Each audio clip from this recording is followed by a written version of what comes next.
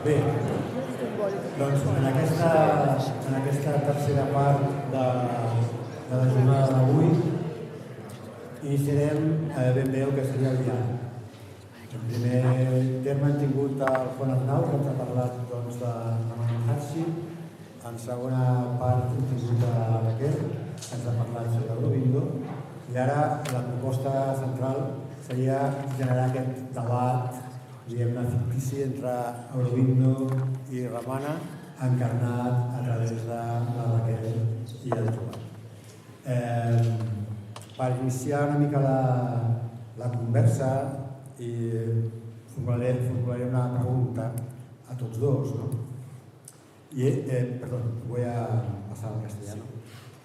Y la cuestión, en el Bhagavad Gita, ¿no? como un texto fundamental sobre el que podríamos hablar y sobre el que Juan nos ha hecho una traducción, nos habla del Kurukshetra, ¿no? del campo de batalla. Cuando leemos textos o traducciones o comentarios de la Bhagavad Gita desde la perspectiva del Advaita Vedanta sankariano, siempre este Kurukshetra, este campo de batalla, se refiere al mundo interior. Mientras que en los comentarios de Sri Aurobindo, a este Kurukshetra interior añade el campo de batalla en el mundo, en la tarea encomendada para cada uno, para el desarrollo de sus dharma, de su destino en el mundo, y por lo tanto este proyecto de transformación y de desarrollo de la vida manifiesta. Entonces, la pregunta para Juan, que es el traductor de la Bhagavad Gita, es ¿en qué medida el pensamiento shankariano, encarnado hoy por Ramana Maharshi, puede llegar a tener en cuenta esta mirada del Kurukshetra, del campo de batalla en el mundo?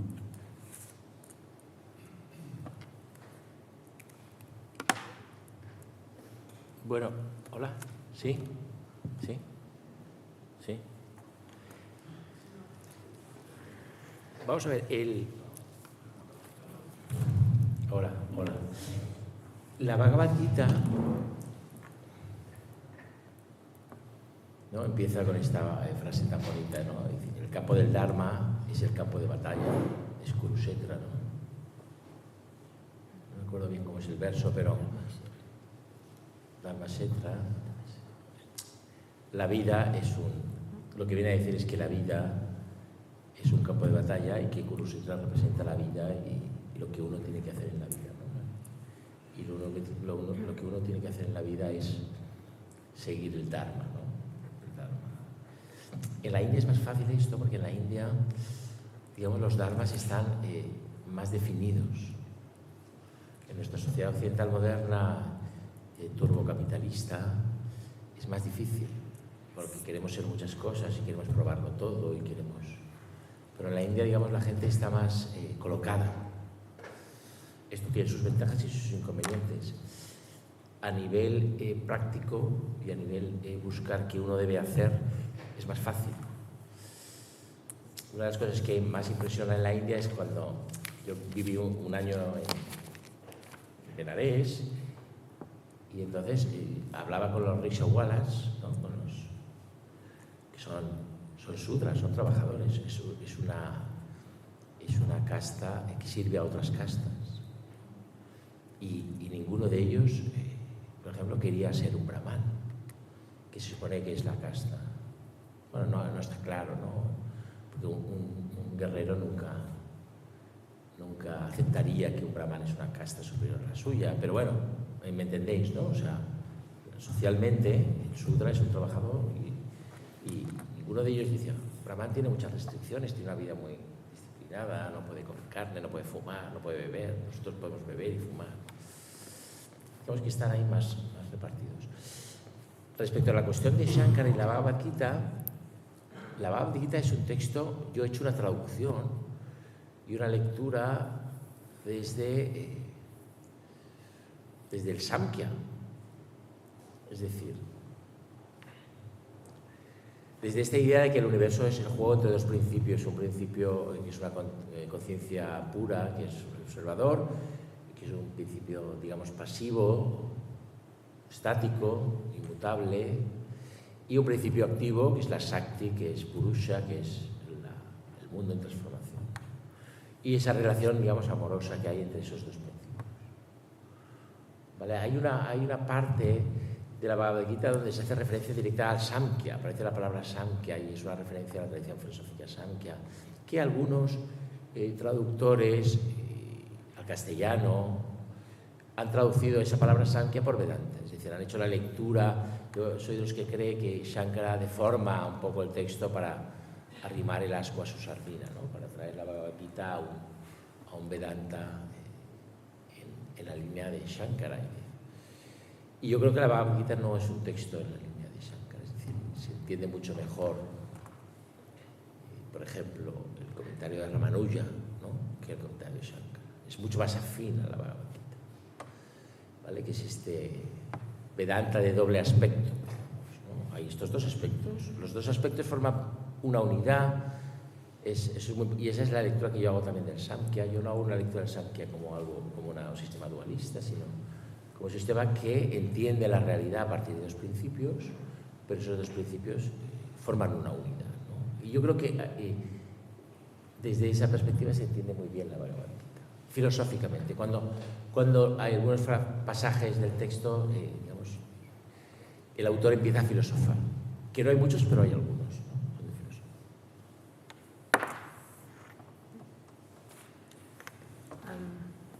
La pregunta sería cómo Sri Aurobindo, ¿no?, lleva, por ejemplo, este kshetra, este campo, al campo de la vida, ¿no? Si lo retomo. Para Sri Aurobindo la Gita fue muy importante, forma parte de ese proyecto que él tiene de llevar el Vedanta hacia el mundo, hacia una finalidad que no rechace la materia, la vida. Entonces la Bhagavad Gita es fundamental porque colabora en ese proceso. Aquí tenemos la idea de un guerrero, Arjuna, a quien le están invitando a enfrentarse a la batalla, ¿no? Krishna, ¿no?, le está invitando por medio de muchas razones. Va a dedicarle un comentario de unas 400 y pico páginas, ensayo sobre la Gita, que es el gran comentario a la Bhagavad Gita, y del siglo XX es una de las mejores obras espirituales que hay, ¿no?, ese comentario de Sri Aurobindo. Efectivamente, en la lectura que se hacen de esas dos primeras palabras con las que abre la Gita, que son dos locativos, Dharma Kshetre, Kuru Kshetre, en el campo del Dharma, en el campo de los Kurus, ahí comienza, ¿no? Entonces, siempre se ha hecho una lectura hacia adentro, como comentabas, Jordi, no solo el Vedanta, también la hace Abhinavagupta, porque Abhinavagupta hace ese comentario esotérico donde busca el significado secreto, ¿no? Udarta, entonces dice, Kshetra es el cuerpo, entonces dentro del cuerpo, en el campo del bien y del mal, ¿no?, ahí tenemos que entrar a los deseos, ahí entra Abhinavagupta.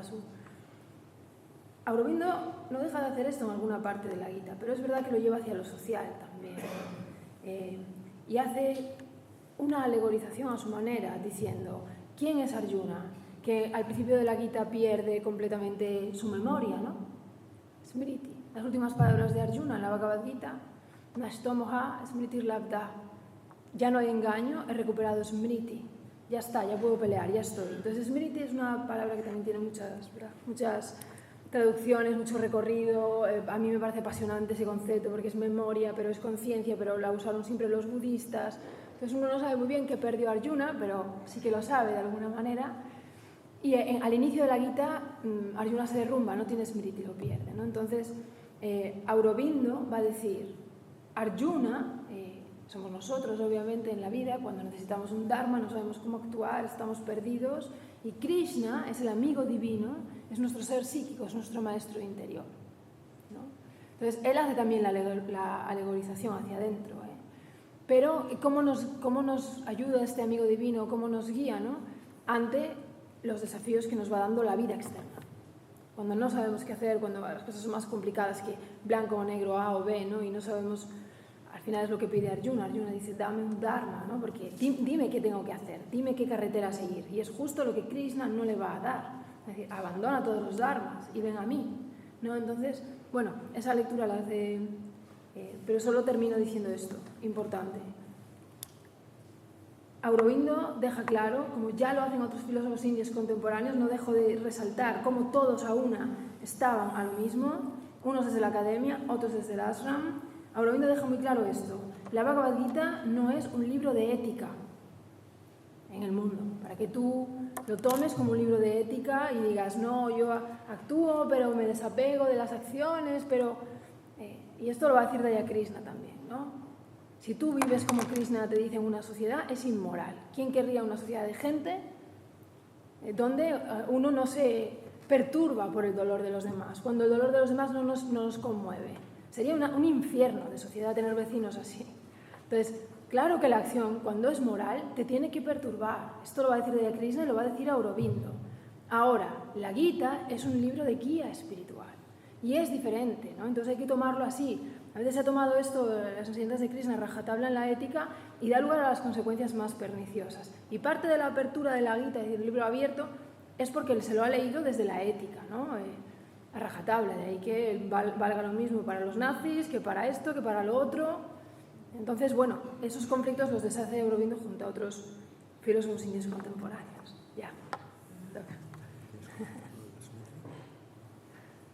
No. Vale. Una de las cuestiones que muchas veces vienen en las discusiones sobre el procedimiento, o sobre el significado de la modificación de la praxis en el entendimiento de si el mundo evoluciona, o sea, si tiene sentido el proceso evolutivo de la humanidad, o por contra, eso nos ha de traer totalmente sin cuidado. Estos son dos puntos de vista que generalmente surgen en estas cuestiones. Me gustaría conocer vuestro punto de vista. Vale. Bueno, pues esta idea de la evolución, si hay un progreso o hay una evolución, digamos, a mejor, o hay una involución o hay una regresión, es un factor que diferencia muy bien a Ramana de Aurobindo, ¿no? Aurobindo, digamos, vive en el mito moderno de la evolución. De hecho, su pensamiento es un poco un pensamiento evolutivo, ¿no? Y vamos hacia una supermente. Y Ramana, en cambio, tiene esa cosa tan india de pensar que cualquier tiempo pasado fue mejor y que estamos en la Kali Yuga, que es la peor de las eras, y que vamos a peor, y que vivimos en un pasado una era dorada y que vamos hacia abajo, y que hace falta cada vez que, digamos, que regresen con más frecuencia los avataras para restaurar el Dharma, ¿no? Esto es yo creo que es una influencia, ahora Raquel matizará o añadirá o comentará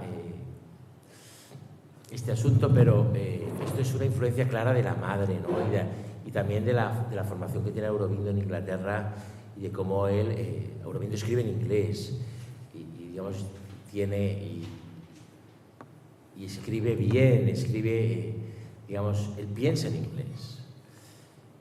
Entonces, él, pues claro, ha incorporado todos los mitos de Occidente, ¿no? Y luego pues llega la madre, que también es una persona muy pragmática y que conoce muy bien el mundo, conoce muy bien el papel del dinero, ¿no? Sabe que con el dinero se puede hacer muchas cosas y que el dinero es importante, es decir, no tiene esa vocación de vagabundos que tienen todos los buscadores del Dharma tradicionales, ¿no? Que dejan todo y se van a caminar por ahí y se van a vivir en una cueva, ¿no? Entonces, Aurobindo sí que tiene elementos hacia esa visión de que puede haber una evolución, ¿no? Mientras que Ramana es más escéptico, ¿no? Lo que es más tradicional. Pero bueno, Raquel, seguro que... Bueno, es así, efectivamente. Aurobindo, no solo su yoga es evolutivo y su visión es evolutiva, es que vamos, está cifrada en esa evolución, o sea, en esa esperanza, ¿no? De a dónde... Porque mezcla dos cosas, es Aurobindo, no me voy a detener demasiado en esto, pero de esa educación en Inglaterra, ¿no? Como comentó Juan, trae efectivamente la idea de evolución y de progreso. Esto por influencia también de Hegel, a quien Aurobindo lee, aunque no presta demasiada atención y dice que después lo olvida, pero las fases del espíritu, ¿no? Esas fases dialécticas de Hegel las toma Aurobindo, neo-hegelianismo, vamos, ese es Aurobindo. Es decir, que de hecho el espíritu se va revelando y se va perfeccionando y vamos avanzando hacia una finalidad, pero él lo va a unir con el Sankhya. como en esta idea de la Satkaryavada, de la causalidad sankhya, diciendo, los sankhyanos decían, en la semilla ya está contenido el árbol. O sea, ya en la causa, digamos, está contenido el efecto. Pues el Sri Aurobindo dice lo mismo, en nuestro cuerpo, como semilla, ya está contenido lo que va a ser nuestro ascenso a la supermente y demás, su perfeccionamiento. Y en esta época nuestra imperfecta está contenido ya, latiendo, ¿no?, esos esfuerzos de la divinidad o ese proceso evolutivo que nos va a llevar a la siguiente, ¿no? Entonces, para el Sri Aurobindo, su lectura de la historia es un proceso de perfeccionamiento, de cómo la semilla llega, se despliega y manifiesta el árbol, la manifestación lila, ¿no? Y mezcla las dos, Solo lo último matizo, el progreso que Sri Aurobindo trae por influencias de la madre, de Inglaterra, de Occidente, matizado con el Sankhya, no es el progreso de la máquina y la técnica. No es el progreso hecho únicamente mediante medios externos. Él fue muy crítico con poner la libertad, la esperanza, todo el esfuerzo, la energía en progresar meramente a través de la ciencia. Él fue muy crítico con esto, cambiando, ¿no?, ese conócete a ti mismo por metrifícate a ti mismo y tantas cosas, ¿no? Claro, hay una justificación de esta creencia tradicional hindú de que vamos a menos, un poco de su propio modelo cosmológico, ¿no? Porque ellos entienden que la semilla, digamos, del cosmos es la conciencia, y esa semilla produce una planta. Esa planta sería la mente, que la mente es algo receptivo, es una antena, ¿no? De hecho, yo siempre he pensado, los yogis hindúes son un poco como plantas, son antenas, están, digamos, recibiendo, ¿no? No están produciendo pensamiento, produciendo discurso, no se trata de eso, se trata de recibir. De hecho, son vegetarianos y así se parecen más a las plantas, ¿no? Y están recibiendo. Y luego el fruto de esa planta, que es la mente, digamos, la semilla sería la conciencia, la planta sería la mente y el fruto sería el cuerpo. Entonces el cuerpo es lo último que viene, no es la semilla. Esta es un poco la idea tradicional de las Upanishads y de la cosmología india, digamos, de corte védico, ¿no? Y entonces todo el asunto de la vida, todo el juego de la vida, como decía Raquel, todo el lila consiste en que ese fruto se vuelva a ser semilla, se vuelva hacia el origen, y que ese fruto presentifique el origen, ¿no? Hay una idea para mí muy importante de toda esta tradición, y es la idea de que con la atención volvemos al origen, porque aquello a lo que estamos atendiendo, esa experiencia de la atención, es una experiencia que ocurre en el origen, que ocurre en la conciencia original, que a través nuestra experimenta ese objeto al que estamos atendiendo, o que estamos deseando, o que estamos intentando aprender. Es decir, que la atención es una forma de presentificar el origen, de hacer que el origen esté presente en el ahora. De hecho, un poco la idea fundamental es que el ahora y el origen es lo mismo. Y, claro, si el ahora y el origen es lo mismo, el tiempo, lo que es el tiempo sucesivo, el tiempo como lo entendemos en Occidente, como una sucesión, pues el tiempo ha de ser una ilusión, un juego, una manifestación superficial frente a esa profundidad del ahora, que es el origen, ¿no? Presentificar el origen. La experiencia del alma es una experiencia de hacer presente el origen, ¿no? Y ahí el cultivo de la atención, de ahí Smriti y Sruti, ¿no? La distinción entre las dos, entre lo que es la tradición y lo que fue escuchado, lo que fue revelado, ¿no? Fue oído, Sruti. Sí, estamos de acuerdo que tanto Aurobindo como Ramana tienen esta imagen del presente como origen, pero la pregunta es si este origen, este presente, vive en la manifestación, o en qué manera vive en la manifestación. No sé si me explico la... Sí. Es que yo no sé si Aurobindo participaría de este presente origen. No lo tengo claro. Creo que esto que acabas de decir se ciñe mucho a Ramana y al Vedanta de Ramana, pero no sé hasta qué punto desarrollarlo. Claro, un poco la idea es que el origen experimenta el mundo que eso tiene que ver con la meditación soleada, que es un libro que presentamos mañana en Olot. A las 6. Publicidad encubierta. Porque el tiempo total no es. La idea es que el origen ha querido experimentar el mundo y lo experimenta a través nuestro. Nosotros somos canales para esa experiencia del origen del mundo, porque el mundo se ha manifestado. Es decir, esto conecta muy bien con esa idea de Schopenhauer, es decir, hay una voluntad artística de expresión en el origen, y esa voluntad artística de expresión del origen es el universo. Y cómo el origen experimenta el universo, como un testigo que está al margen del universo y ve, como el señor de la barba de las religiones abrahámicas que contempla el mundo y luego juzga, no.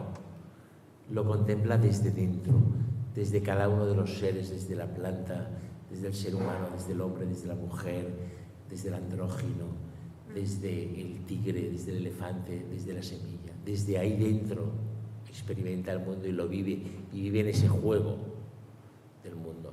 Y lo experimenta incluso en los infiernos. Y tiene que haber mal porque si no hay mal no habría transformación.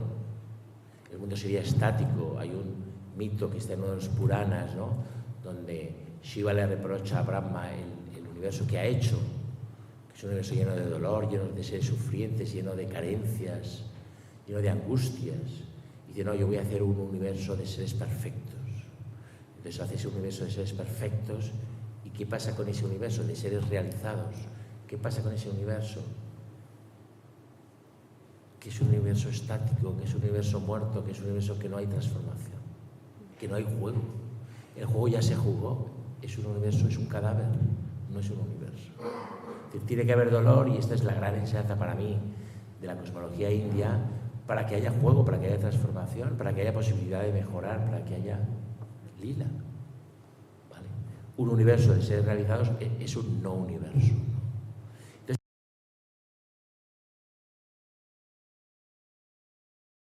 los riesgos que conlleva, porque hay riesgos y la existencia está llena de pozos en los que uno puede caer, pero tiene que haber esos pozos.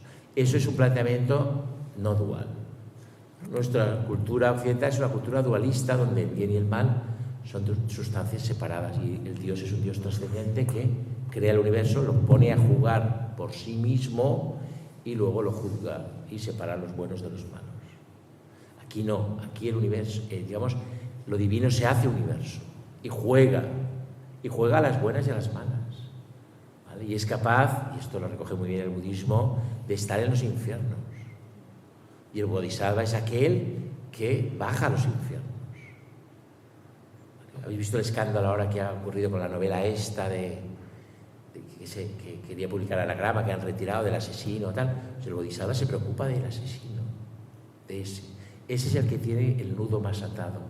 Ese es el que está, ese es el que hay que rescatar. Los niños ya murieron y los niños serán otra cosa, pero hay que rescatar a ese. Y eso es lo divino metido. Y esa es la idea fabulosa de Nagarjuna de Nirvana y Samsara. ¿Vale? Y ese es el The Divine Life, la vida divina de la que habla Aurobindo. Entonces Raquel, ¿tú crees que la transformación de la vida divina tiene una dirección? Claro, o sea, porque está enmarcado en esta idea de la evolución, ¿no?, del evolutivo.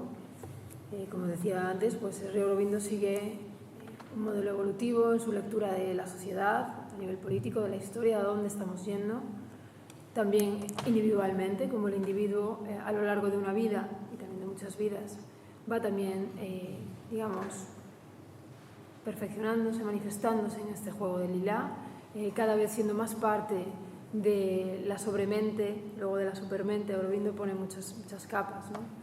Más allá de la mente, él defiende, esto es básico para el yoga integral, que podemos ascender a otros planos que normalmente están cerrados de forma ordinaria, y están cerrados porque nuestro cuerpo y nuestro vital están generando mucho ruido, ¿no? Y la mente también. Pero cuando estos instrumentos empiezan a trabajar con cariño, porque el yoga de Sri Aurobindo no es un yoga ni de renuncia, ni de ascesis, ni de rigidez, al contrario, ¿no? Él siempre recomienda la senda soleada, la senda psíquica, que le va a llamar, ¿no? De abrirse a la influencia de la Madre Divina.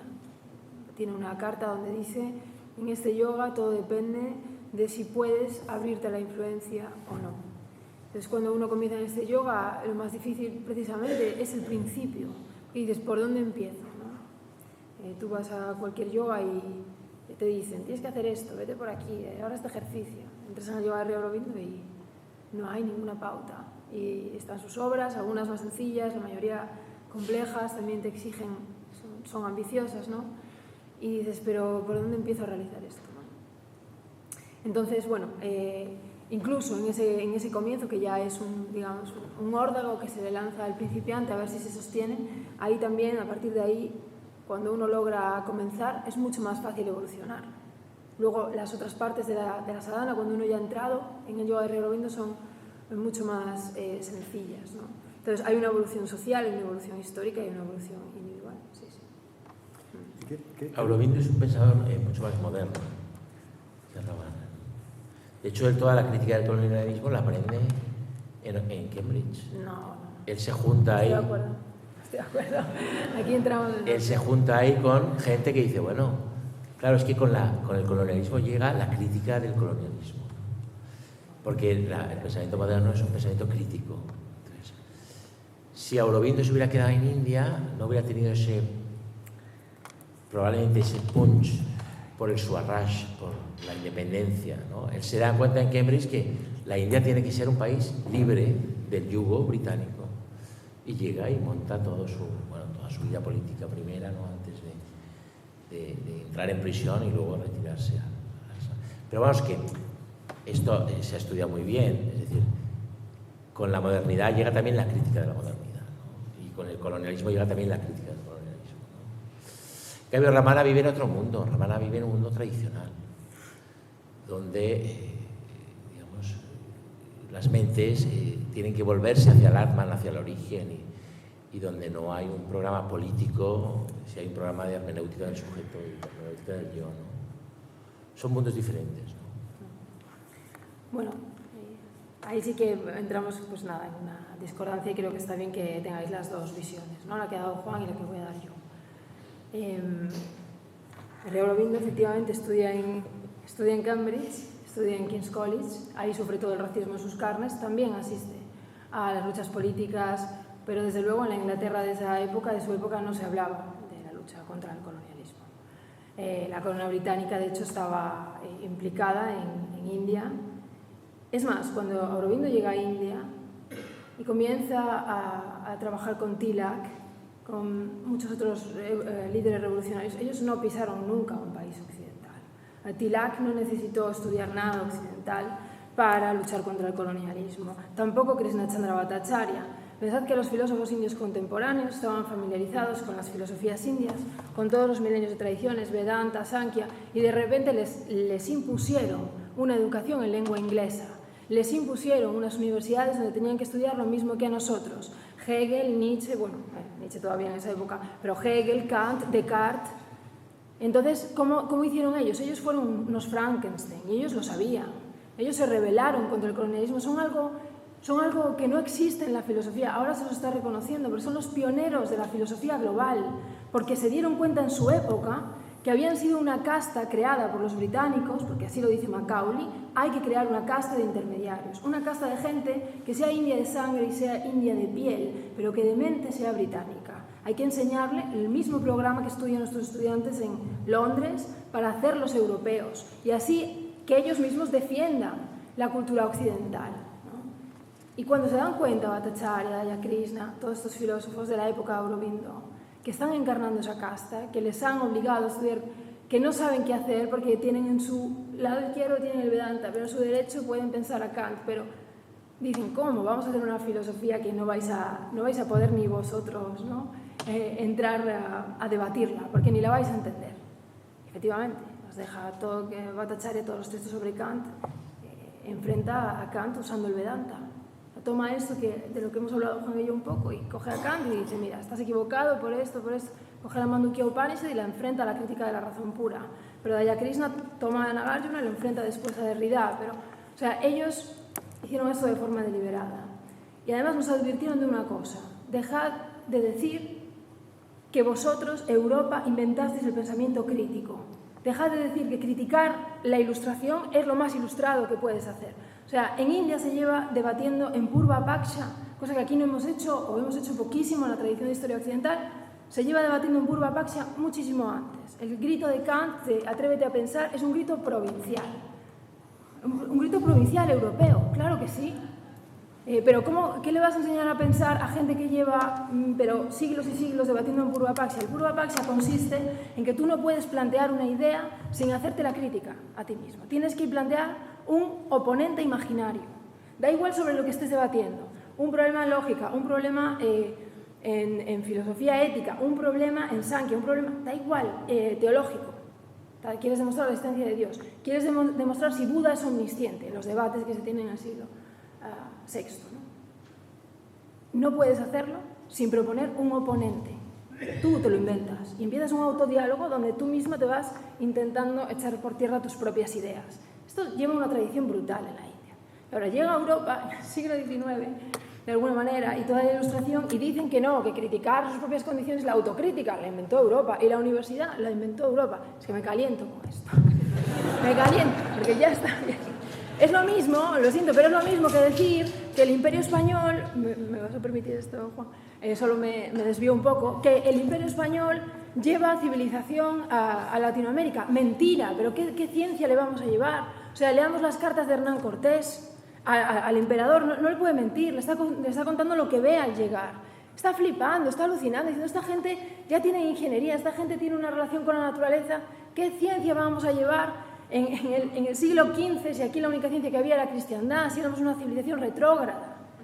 Y vamos a Latinoamérica, destrozamos sus civilizaciones, destrozamos todo su legado, castramos toda su sexualidad, llegó la Iglesia Católica, y ahora vamos diciendo que les llevamos ciencia. Y con India pasó mucho esto también. O sea, ya dejemos de decir, los únicos que se liberan con la Ilustración es Europa, que era una provincia del mundo que venía de un atraso brutal con la cristiandad. En filosofía, en India llevaban haciendo mucho tiempo una filosofía muy crítica. Les va a enseñar Kant lo que es Atrévete a pensar a esta gente. Lo siento,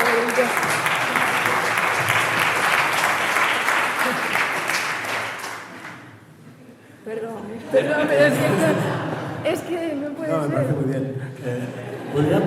¿Tú crees que podríamos decir que si Aurobindo es la vanguardia de un desarrollo interior global? De una nueva... Bueno, Aurobindo, el primer contacto que tiene con el movimiento independentista indio es en Cambridge, y esto está en sus biografías. Su ídolo en esa época, que es jovencito y quiere ser poeta, es Milton. Su ídolo es Milton. Él quiere escribir Paradise Lost. Y su primer contacto con el independentismo indio es en Cambridge. Esto es un hecho que está en todas las biografías.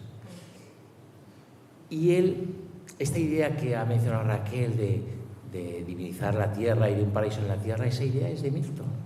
Y es una idea extraña, y esa es la originalidad de Aurobindo, extraña a la mentalidad hindú tradicional. Y por eso Aurobindo es un pensador tan revolucionario en la India, porque es ese crisol, digamos, esa intersección, ¿no?, de dos grandes civilizaciones. Vale, pero Ramakrishna no lee a Milton. Ramakrishna no lee nada. Y aunque Ramakrishna no tiene un programa de divinización... Por cierto, quería decir antes, cuando Raquel ha hecho esto de Ramakrishna y la sexualidad, que Raquel decía, bueno, la mujer y el oro, ¿no?, los dos grandes peligros de la vida espiritual. Ramakrishna hace una estrategia muy moderna para desactivar el tema de la mujer. Y es que él se hace mujer. Se feminiza. Es decir, porque Ramakrishna se casa, lo casan, como Aurobindo. Aurobindo también está casado, también lo casan, digamos. Raquel nos puede hablar más de esto, pero Aurobindo también es un ciudadano casado, Ramakrishna también, pero él se feminiza, él se hace mujer y se hace Radha, y entonces como Radha, como mujer, ama a Krishna, y como mujer, por ejemplo, las mujeres que van a lavar al río en su pequeña aldea bengalí, pues le hacen sus confidencias y él es una más entre todas ellas, y se viste mujer y baila como mujer y tiene una sensibilidad femenina, ¿no? Que él desarrolla, y es un modo de desactivar, ¿no? Esa codicia por la mujer. Es un aspecto muy interesante y muy moderno. Bueno, sí, muy moderno, muy particular, ¿no? Bueno, muy particular. La pregunta que quería poner sobre la mesa, ¿no? Es el hecho de si realmente estamos delante, en el siglo XX, a través de la fecundación de Oriente y Occidente, y en concreto de India y Europa, de un nuevo estadio en la mirada del desarrollo interior. Si realmente se ha hecho un paso más allá de las tradiciones determinadas para ir a encontrar un camino de desarrollo interior internacional, digamos, ¿no? Global, que permita a gente de las diferentes tradiciones y diferentes culturas poder acceder a él. Claro. Yo sobre eso tengo una opinión muy fuerte, ¿no? Yo creo que no, y que no hace ninguna falta. Como no hace ninguna falta el esperanto, por ejemplo. Sabéis que hubo un proyecto del esperanto, una lengua mundial. Igual que no hace falta una religión mundial, no hace falta una lengua mundial, porque los pueblos, cada pueblo tiene su idiosincrasia, sus características, sus obsesiones, sus manías, sus virtudes. ¿Vale? Y el esquimal no necesita lo mismo que necesita el tuareg. Y entonces la lengua está vinculada a la razón práctica, a la vida práctica. Es decir, el esquimal tiene 30 nombres para los diferentes tipos de hielo y el tuareg tiene 30 nombres para los diferentes tipos de arena. Y es absurdo que tengan el mismo lenguaje. Y al nivel espiritual también es absurdo. Es decir, no solo ya dentro de una misma cultura hay muy diversos temperamentos y cada uno necesitará, como hemos dicho anteriormente, un método propio, un método que encaje con su temperamento. Y lo mismo puede decirse en los pueblos. Los pueblos, por muy mal que suene hoy día, porque hay un discurso muy mojigato en torno a esta antropología, los pueblos tienen su carácter. Cada pueblo tiene un carácter propio. Vosotros, catalanes, lo sabéis muy bien.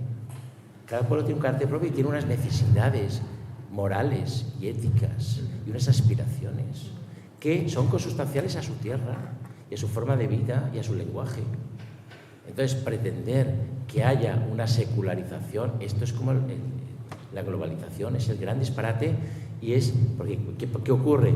¿Desde dónde se hace esa globalización? Yo he trabajado este tema, voy a hacer un poco de autobombo, en un libro que se llama Rendir el sentido, ¿vale?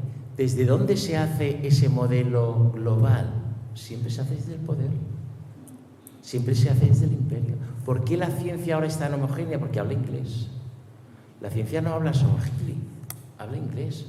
Y cada lengua tiene incorporadas toda una serie de preceptos éticos y de inclinaciones y de sesgos morales, vitales, existenciales, toda una serie de aspiraciones. Tratar de uniformar, esto lo explicaba muy bien Hannah Arendt, tratar de uniformar, de hecho vamos a una uniformización del pensamiento fundamentalmente por Internet, ¿vale? Tratar de uniformizar el pensamiento o uniformizar las espiritualidades o uniformizar la vida de los pueblos es un disparate y es una maniobra política peligrosa que hacen los imperios. Es decir, vamos a hacer nuestro modelo. Los americanos piensan que su modelo es el mejor. Quieren imponer todo el modelo a todo el mundo por así hacer un gran mercado. Y ellos creen ingenuamente y son unos desgraciados. Así son. El pueblo americano es un pueblo muy desgraciado. En términos de felicidad y de vida interior, muy desgraciado. Yo he vivido 6 años ahí, lo he visto, son muy desgraciados. Pero piensan que su modelo es el mejor y quieren imponerlo. Bueno, pues esto a todos los niveles, ¿no? Aquí sale mi vena antropológica, ¿no? Es decir, es una bendición la diversidad cultural, la diversidad lingüística, la diversidad en todo es una bendición. No es un problema a solucionar, ¿no? Es una de las grandes virtudes de las culturas humanas. Pues yo estoy de acuerdo con Juan. Necesitamos la riqueza de todas las culturas, tanto en la lengua como en el desarrollo espiritual, las prácticas culturales, y esto es precisamente lo que el colonialismo puso en riesgo. Esto es precisamente lo que, a pesar de que el colonialismo político haya terminado y tal, esto es lo que ha dejado. O sea, la globalización en la que estamos ahora es una occidentalización. El antropoceno, que es la crisis planetaria que tenemos ahora, es un eufemismo, además de mala fe, porque no es ningún antropoceno, porque la crisis a la que nos hemos traído, la que hemos traído al mundo, no es la del ser humano. Los indígenas del Chaco paraguayo no habrán inventado los antibióticos, pero no nos han traído la crisis planetaria que tenemos ahora, donde el planeta está haciéndose pedazos, ¿no? Es un occidentaloceno. Es la ideología occidental que se ha extendido al mundo de forma generosa, por el bien de los pobres que necesitan progreso. Esto ha colonizado el mundo. Y ahora esto se ve en áreas tan pequeñitas, tan poca cosa como la filosofía. Tú te vas a una universidad en India y miras qué estudian. ¿Qué estudian en una universidad? Facultad de Filosofía en Delhi. Mira el programa. Si es que, bueno, hay colegas, ¿no?, de Filosofía India que se han ido allí a hacer estancias de investigación de profesores visitantes y alucinan. Alucinan porque es exactamente nuestro mismo programa, lo que yo estudio en Madrid, o sea, es lo mismo. Os decía antes, Hegel, Descartes, y luego tienen una optativa que se llama Filosofía India. No saben nada de sus propias tradiciones, ¿no? Esto en la universidad, pero así en todo, ¿no? Hemos occidentalizado todo. Y es esta globalización o esta homogenización. No solo vamos ahí a través del inglés, también de las formas culturales, del ocio, las cosas que consumimos, las cosas que compramos, las modas. Esto empezó el colonialismo, ahora se sirve de innovaciones tecnológicas como Internet, pero esto el colonialismo ya lo hacía, ¿no? Con sus medios. Entonces creo que esto es peligroso, no solo para la riqueza cultural, sino también para el planeta, obviamente, porque las ideologías que hemos ido enviando al mundo desde Occidente son ideologías de muerte y destrucción, no son ideologías de escucha. La ciencia podría, bueno, me voy a extender con esto, pero el conocimiento científico podría haber llegado de muchas maneras al mundo. O sea, podría haber habido una colaboración entre saberes, de los saberes ancestrales, por ejemplo, indígenas, de los indios sobre la tierra, que son cultivadores desde hace milenios de la tierra. Podría haber habido en muchísimas disciplinas diferentes una colaboración epistémica, y no la hubo. Lo que hubo fue un imponer, se fue allí desde la imposición. Si leéis las cartas de Macaulay en India, no sabía sánscrito, no le interesaba saberlo, no sabía árabe, no le interesaba saberlo, llamaba al persa árabe, o sea, era una ignorancia supina. Y aún encima decía, no, a esta gente hay que enseñarle inglés y nuestra lengua porque estos no saben nada de nada, ¿no? Era esta actitud arrogante, ¿no?, la arrogancia del conocimiento. Entonces creo que esta actitud ahora se venga de nosotros, del mundo, a través del occidentaloceno, ¿no? Ahora el planeta, con estas ideologías de muerte, pues nos lo devuelve a todos. Y paradójicamente, ¿qué hacemos los occidentales haciendo yoga? Claro. Sí. Y parte del yoga que hacemos es para salir de nuestras propias ideologías que hemos cultivado. Y cuando hablo de ideología hablo en un sentido muy amplio. ¿Ves?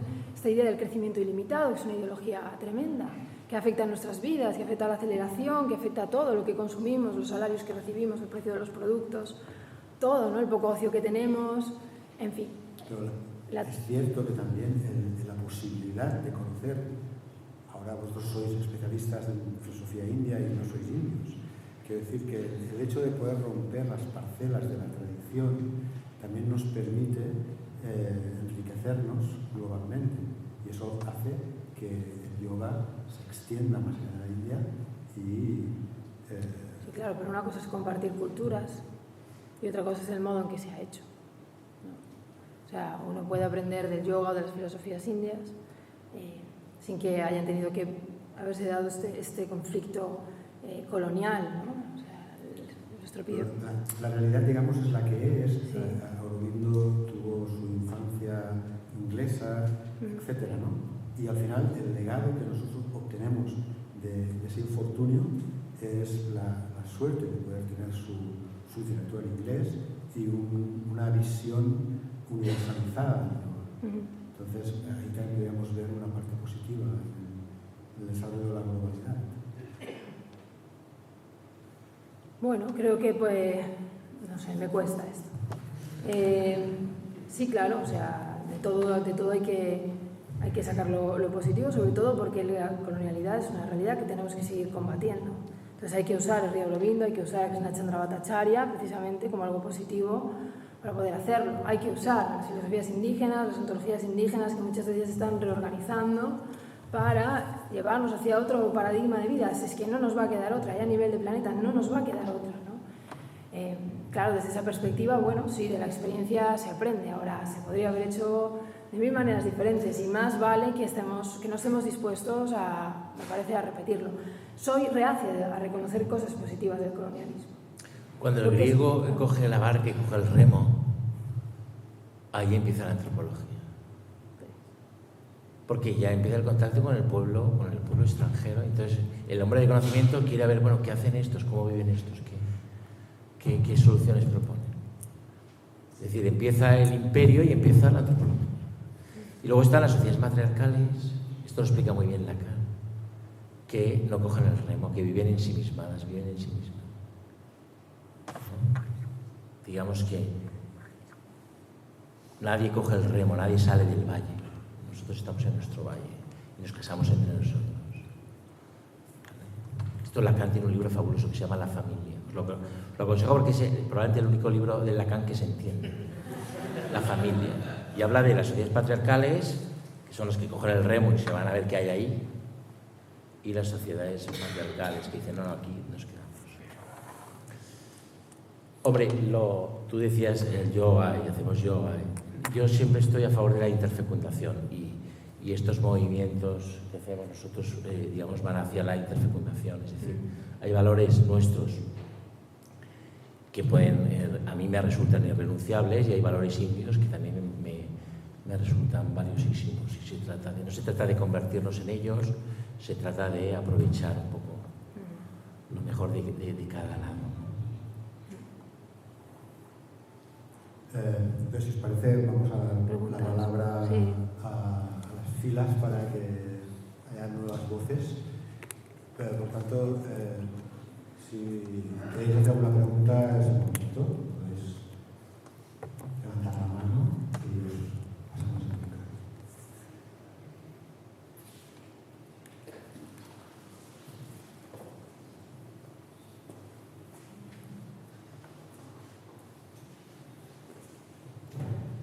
Buenas tardes.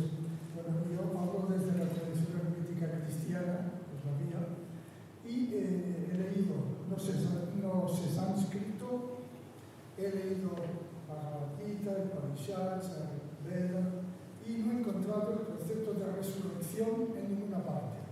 O a lo mejor es que no he sabido identificarlo. Para no entendemos, digamos, en las tres religiones del mundo, en todo Occidente. La muerte interior, la resurrección interior, el cuerpo de luz, etcétera, etcétera.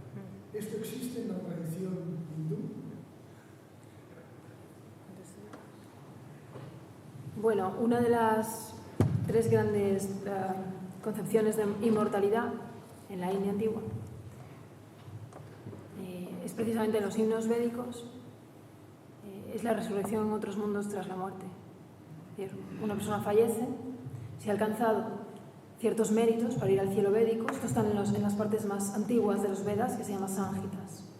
Pues, si uno ha alcanzado suficientes méritos, puede resucitar, claro, es un poco diferente al cristianismo, ¿no? Pero puede continuar su vida, prolongar su vida en otros mundos. Claro, esto es complejo porque según sean tus méritos se acaban, digamos que te conceden un tiempo en esos mundos y vuelves a nacer cuando se terminan los méritos, ¿no? Entonces, bueno, hay hay muchos libros dedicados por parte de estudiosos del sánscrito védico y de estos Vedas sobre los méritos, cuáles son esos méritos que se necesitan para ir al cielo védico. Pero más allá de esto, no encuentro paralelismos respecto a, como no sea Shankara, en la biografía de Shankara, se llama Shankara Digvijaya, tiene que dejar su cuerpo ahí un momento y ocupar el cuerpo de un rey. Bueno, está en un debate y tiene que debatir sobre sexo. Shankara es un asceta, no sabe nada de sexo. Y dice, tiempo muerto, vengo dentro de un mes y dentro de un mes te gano. Pero ahora tengo que... ¿Qué pasa? Que no puede practicar con su cuerpo. ¿Cómo va a practicar sexo con su cuerpo? Si es un asceta, si lo hace ya no es de Vedanta Dvaita, ¿no? Entonces un rey se acaba de morir y con sus 100 mujeres que están llorándolo allí en palacio. Y dice a sus alumnos, guardadme el cuerpo, que voy a ocupar el cuerpo del rey y voy a aprender de sexo. Esto es la biografía de Shankara. O sea, entonces, de alguna manera resucita al rey. Esto se pasa todo el tiempo. Los yogis siniestros tienen estos poderes, ocupan a cuerpos muertos, cadáveres, y los reviven. Y luego, cuando quiere, pues regresa a su cuerpo. Eso es una resurrección. No es la resurrección católica, pero... Hombre, la idea de la resurrección, digamos, cristiana viene de Egipto. Es decir, es una idea egipcia. Pero el problema de la resurrección, como el problema de la muerte, es el problema del ego. Esto es un poco la gran aportación de la India. Es decir, ¿qué pasa? ¿Por qué la resurrección vende tanto? Porque queremos ser nosotros mismos toda la eternidad, porque nos gustamos, porque nos hemos acostumbrado a nosotros mismos, porque no somos capaces de renunciar a nuestro ego. Esto Borges lo expresaba muy bien, yo lo cuento muchas veces porque me parece muy expresivo. Borges decía, yo no quiero ser Borges por toda la eternidad, me parece una pesadilla ser siempre Borges. Y nosotros queremos ser nosotros mismos por toda la eternidad porque nos hemos cogido cariño y porque no. Entonces, ese es el problema de la muerte y ese es el problema de la resurrección. Entonces, claro, vende mucho porque dices, bueno, vale, ahora tengo que ser otro. Después de toda una vida conmigo mismo, ya me he hecho estas manías, tengo estas destrezas, escribir sonetos, tal, ahora tengo que... No, yo quiero conservarme, ¿no?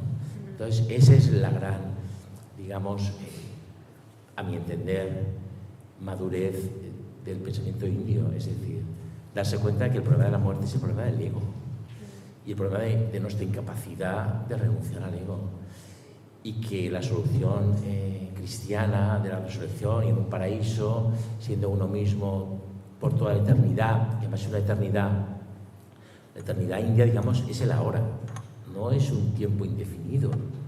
La eternidad cristiana es un tiempo indefinido, es decir, es una solución, a mi entender, ingenua porque no resuelve el problema de la existencia. Digamos que es una salida en falso.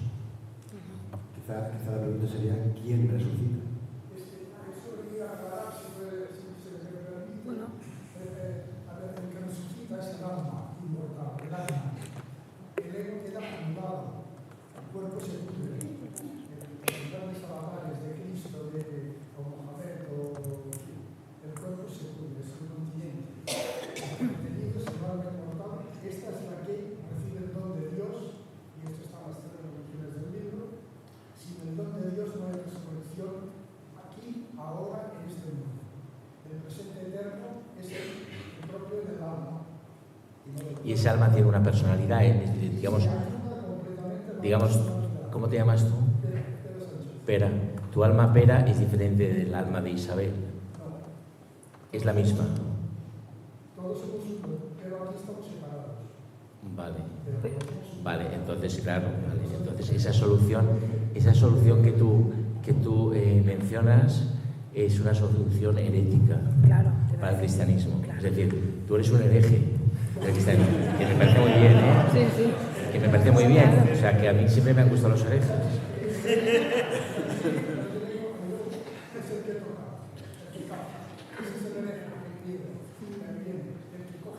De hecho, hay todo un debate en el siglo. La resurrección es interior, es el alma que resucita en ti, estando tú vivo, al lado de tu ego, y ahí van a nacer el cuerpo de luz. Y ese cuerpo de luz, evidentemente, sale como Dios de luz. Esto es una tradición. Todo lo que habéis estado explicando, en realidad, yo como entiendo desde una perspectiva hermética, el cristianismo y el judaísmo, pues estáis diciendo lo mismo. Simplemente. Es que el hermetismo es una tradición oriental, ¿vale? Bueno, que tiene influencias, sí. Estamos separados, es evidente que estamos separados. Y luego, el mundo de Dios es la unidad, no hay dos. Aquí hay dos y allí no. Pero eso no quiere decir que... Ya, pero fíjate que si tú dices que tu alma va a contemplar a Dios por toda la eternidad, a ella hay Dios. Hay dos. Las almas van al jardín de Edén, paraíso. Edén, en hebreo, significa voluptuosidad. Eso es el paraíso. Solo añadir que es, que es una visión bastante heterodoxa. O sea, por ejemplo, en Atanasio, en De Resurrecciones, es que todos los apologetas cristianos del siglo II están peleándose por esto. ¿Qué resucita? ¿Qué no resucita? Y Atanasio, que resucita el cuerpo, que no puede resucitar sobre el alma. Y entonces es que yo he escrito un texto sobre esto, se llama El conflicto sobre el cuerpo, de que no saben, y Pablo lo mismo, y cómo interpretar las palabras de Pablo, que hay un cuerpo especial, un cuerpo, bueno, gracia divina, etc. Quiero decir que esta visión que has dado, que se parece mucho efectivamente a lo que hemos dicho, es porque es una visión herética. Sí, algún estilo más para uno. Hay cuerpo y cuerpo. Ya. Hay alma y alma. Hay naturaleza, es decir, la natura, son biorrealidad. ¿Qué natura? Porque hay dos naturas. La física griega, que es la naturaleza divina que crea y alimenta todo, que no lo vemos. Hay una luz oculta que es la madre de todo esto. Esa es la física. Y luego está la naturaleza humana, la natura que vemos todo. Es muy espinoziano. La natura del mundo caído. ¿Qué natura?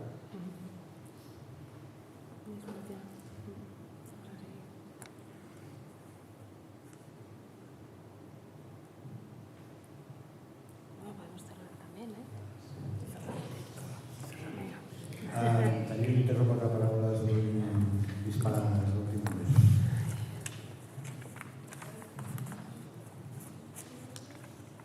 Simplemente, precisamente el título se intenta comparar Viñana con Viñana y no acabo de entender a ver si podéis.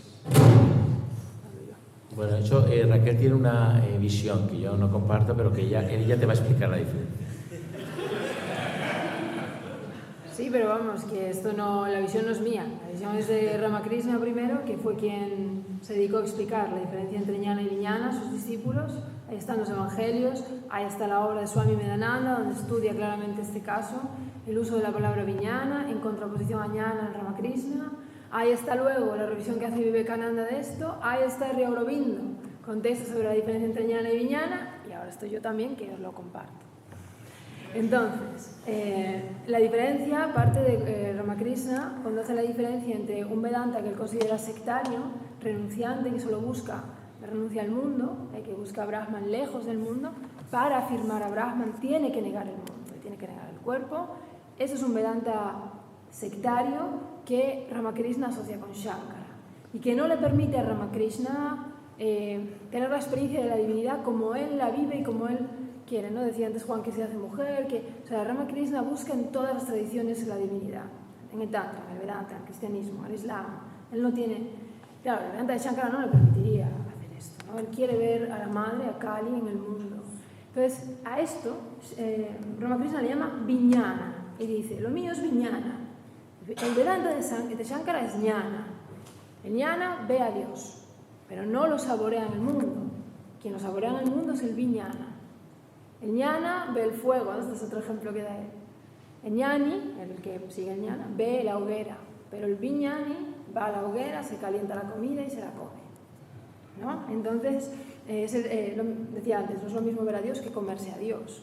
El viñana se come a Dios, es decir, lleva ese ñana, ese conocimiento al mundo. Que es algo muy cristiano lo de comerse a Dios. ¿Sabes? Comerse a Dios. Es muy cristiano lo de comerse a Dios. Sin vomitar. La comunión. Sin vomitar. No, ¿por qué? Sí, no, que es algo muy cristiano lo de comerse a Dios, que es la comunión. El sacramento de la comunión es comerse a Dios. ¿Separo? ¿No se ha oído? Es que sí, cuando muevo el Pero mío se ha no. escuchado, ¿no?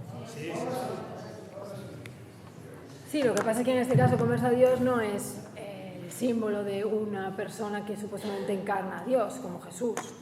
No está encarnado, ¿sabes? Yo creo que la diferencia es... Viñana es una palabra budista. Es una palabra que da, en el contexto budista se traduce como conciencia. Viñana es la palabra que da nombre a una de las escuelas budistas más importantes de principios de nuestra era, que es el Vijnana Vada, que también se llama Yogacara, cuyo representante más importante es Vasubandhu, ¿vale? Vijnana es uno de los skandhas, es decir, de los factores de la personalidad, según el budismo. O sea, el budismo dice, bueno, no hay un atma, no hay un yo sustancial, hay 5 factores de la personalidad, uno es Vijnana. Vijnana es el tercer factor de la cadena de origen condicionado de Pratitya Samutpada, Avidya, Samskara, Vijnana, es decir, el feto viene al mundo con cierta ignorancia, con ciertas inclinaciones y con cierta conciencia, ¿vale?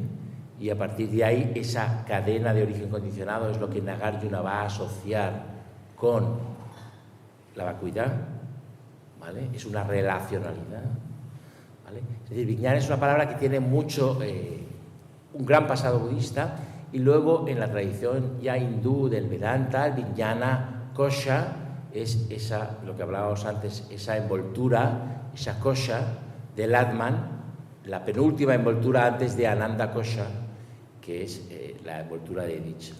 O sea que Vijnana tiene todo eso, y luego es una palabra que, a mi entender, Aurobindo rescata para distanciarse del discurso dominante o habitual del Vedanta y hacer una versión singular de su doctrina, ¿no? Pero Aurobindo no es una innovación de Aurobindo, esta palabra, no es mérito suyo. Aurobindo lo toma de Ramakrishna y Vivekananda, de verdad, porque hay cosas que sí innova Aurobindo y es muy obvio que son como muy nuevas, pero esto Aurobindo lo tomaba prestado. O sea, quien empieza esta diferencia entre Jnana y Vijnana diciendo que la toma de la Gita, ahora es entrarle a cuestionar a Ramakrishna hasta qué punto es legítimo decir eso, pero él lo dice, que yo me baso en la Gita para diferenciar dos tipos de yogis y dos tipos de Vedanta.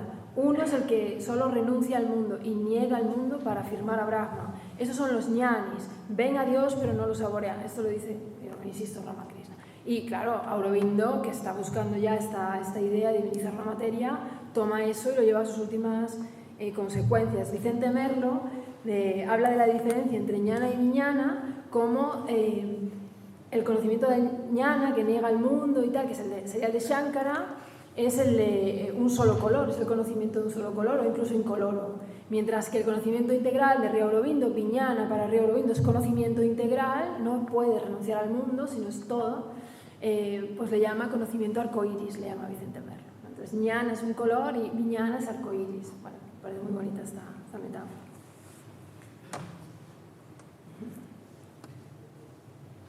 Y ahora para Blanés.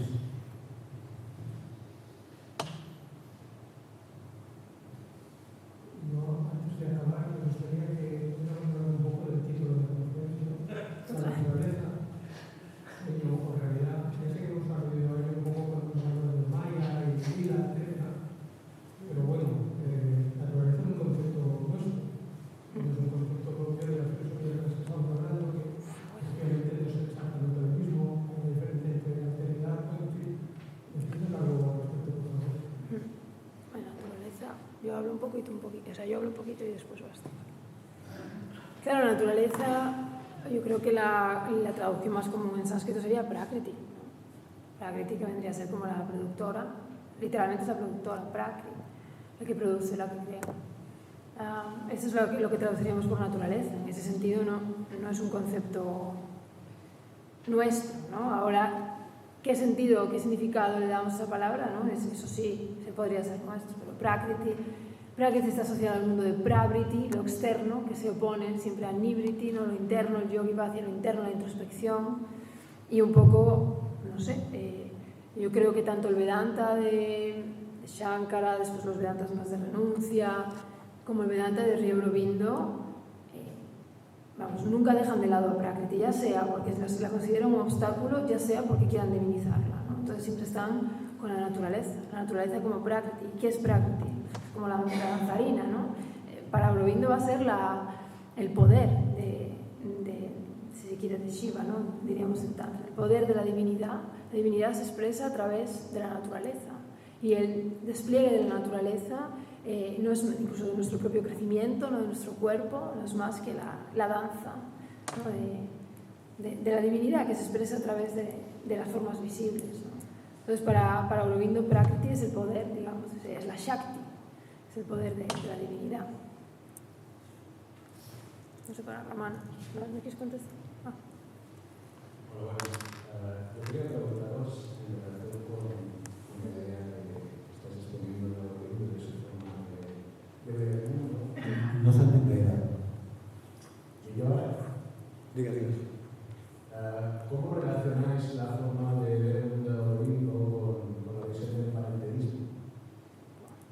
¿Panenteísmo? Sí, es una movida eso. Esa es una movida. ¿Te lo puedo contestar por correo? Es que no, es un tema interesantísimo, pero no, primero, no tengo, yo misma me lo pregunto, llevo ahí unos meses con textos sobre esto del panteísmo, panenteísmo, como lo viendo el cosmosiquismo, y no lo podría dar una respuesta a lo que va, todavía no lo has terminado, pero ya lo intuyo, no lo voy a poder responder ahora, pero vamos, que en un mes o así, si puedo mandarte un correo, sí querría hacerlo. Pues hombre, yo creo que este es un broche de oro, ¿no? Concluir con la confesión de la propia ignorancia.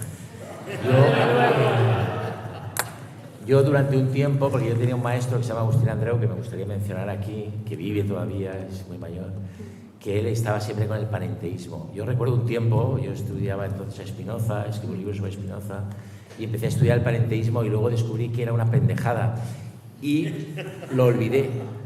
O sea que yo también me confieso ignorante como Raquel, y yo creo que con esto cerramos con una confesión socrática de ignorancia. Okay. Muchas gracias.